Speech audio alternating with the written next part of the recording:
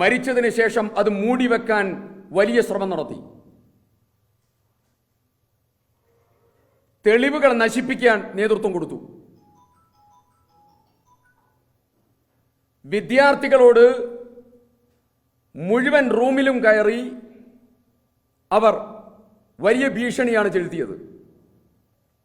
മാധ്യമപ്രവർത്തകരെ ഹോസ്റ്റലിലേക്ക് കടക്കുന്നത് അവർ പ്രതിരോധിച്ചു.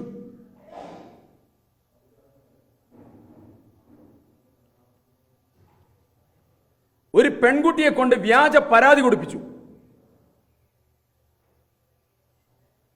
MSF ആണെന്ന് പറഞ്ഞ് ഒരു SFI പ്രവർത്തകൻ പത്രപ്രവർത്തകരോട് സംസാരിപ്പിച്ചു. അദ്ദേഹത്തെ കൊണ്ട് ആർഷോ എന്ന SFI സംസ്ഥാന സെക്രട്ടറി മീഡിയ ഡിബേറ്റിൽ പറഞ്ഞു, ഒന്നാം പ്രതിയായിട്ടുള്ള സിൻജോ ജോൺസൺ യൂത്ത് കോൺഗ്രസ് പ്രവർത്തകനാണെന്നുള്ള വ്യാജമായ സ്റ്റേറ്റ്മെന്റ് ഇറക്കി. ഈ കേസിനെ വഴിതിരിച്ചുവിടാൻ വലിയ ബോധപൂർവമായിട്ടുള്ള ശ്രമം നടത്തുകയുണ്ടായി. ഈ ശ്രമം നടത്തിയ മുഴുവൻ ആളുകളെയും പോലീസ് ചോദ്യം ചെയ്യുകയും അവരെ നിയമത്തിന് മുമ്പിൽ കൊണ്ടുവരികയും ചെയ്യണം. ഇത് CPM നടത്തിയ എല്ലാ കൊലപാതകത്തിൻ്റെയും റിപ്ലിക്കേഷനാണ് ഇവിടെയും നടന്നിട്ടുള്ളത്. ഞാൻ ആവർത്തിക്കുന്നില്ല. TP വധക്കേസ് നടന്നപ്പോൾ 4-ാം തീയതി കേരളത്തിന്റെ മുഖ്യമന്ത്രി അന്ന് പാർട്ടി സെക്രട്ടറിയാണ്. അദ്ദേഹം നടത്തിയ പത്രസമ്മേളനത്തിൽ അദ്ദേഹം പറഞ്ഞത്, കൊല ചെയ്തത് ഞങ്ങളല്ല, അത് തീവ്രവാദികളാണ് കൊല ചെയ്തത്. പാർട്ടി സെക്രട്ടറിയുടെ പത്രസമ്മേളനം കഴിഞ്ഞ് മിനിറ്റുകൾ അവിടെ മാഷാ അല്ലാ എന്ന സ്റ്റിക്കർ ഒട്ടിച്ച വാൻ പോലീസ് കസ്റ്റഡിയിലെടുക്കുന്നത്. ശരത്ലാൽ കൃപേഷ് വധം നടന്നു. ആ വധം നടന്നപ്പോ CPM പ്രഖ്യാപിച്ചത് ഈ കൊലപാതകം നടത്തിയത് ഞങ്ങളല്ല എന്നുള്ളതായിരുന്നു.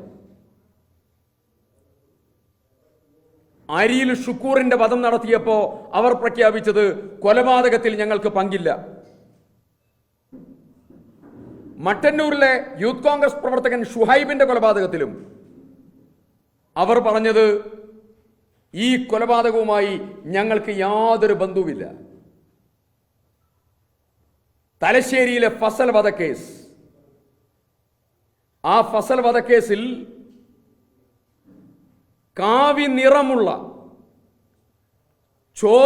ചോരയിൽ മുക്കിയ വസ്ത്രം കൊണ്ടുപോയി ക്ഷേത്രത്തിൽ ഒളിപ്പിച്ച് ആ വധം നടത്തിയത് RSS ആണെന്ന് വരുത്തി തീർക്കാൻ ബോധപൂർവ ശ്രമം നടത്തിയത് CPM ആണ്.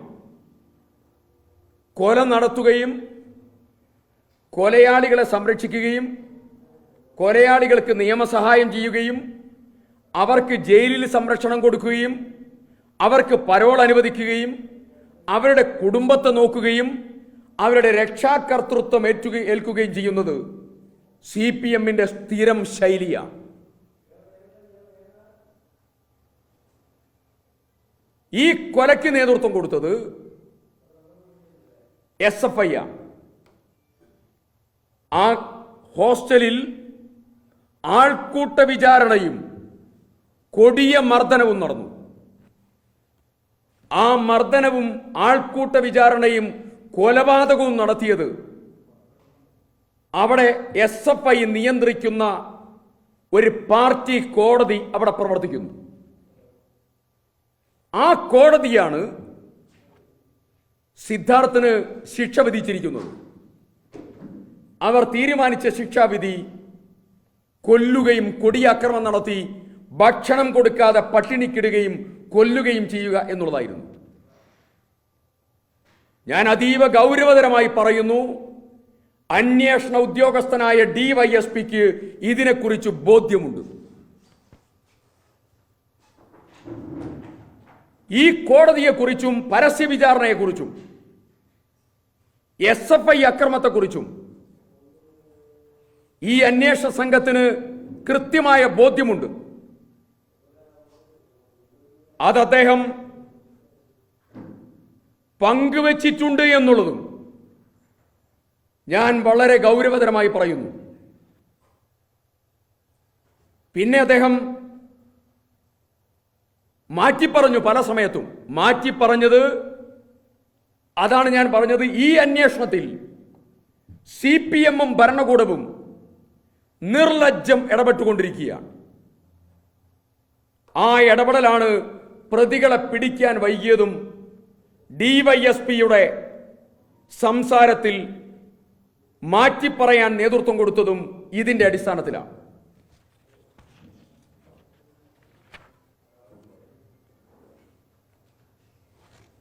ഞങ്ങൾ ഇന്നലെ മാധ്യമപ്രവർത്തകരോടൊപ്പം ആ ഹോസ്റ്റൽ സന്ദർശിക്കുകയുണ്ടായി.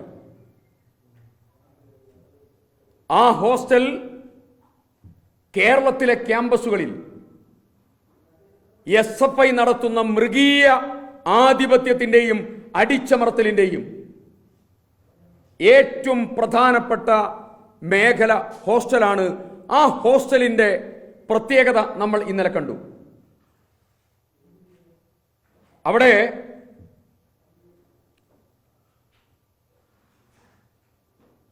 പാർട്ടി ഓഫീസുകളെക്കാൾ മലീമസമായിരുന്നു വെറ്റിനറി കോളേജിന്റെ ഹോസ്റ്റൽ. അതിനേക്കാൾ മലീമസം. പാർട്ടി സമ്മേളനത്തിന്റെ പോസ്റ്ററുകളും ചെഗുവേരയുടെ ചിത്രങ്ങളും ഒരു റൂമിന്റെ മേലെ എഴുതി വെച്ചിരിക്കുന്നത് മേഖലാ കമ്മിറ്റി ആസ്ഥാനം എന്നുള്ളതാണ്. അങ്ങനെ തുടങ്ങി വൃത്തികേടിന്റെയും രാഷ്ട്രീയപരമായിട്ടുള്ള അധീശത്വത്തിന്റെ പ്രഖ്യാപനത്തിന്റെയും നേർ സാക്ഷ്യമാണ് ആ ഹോസ്റ്റൽ.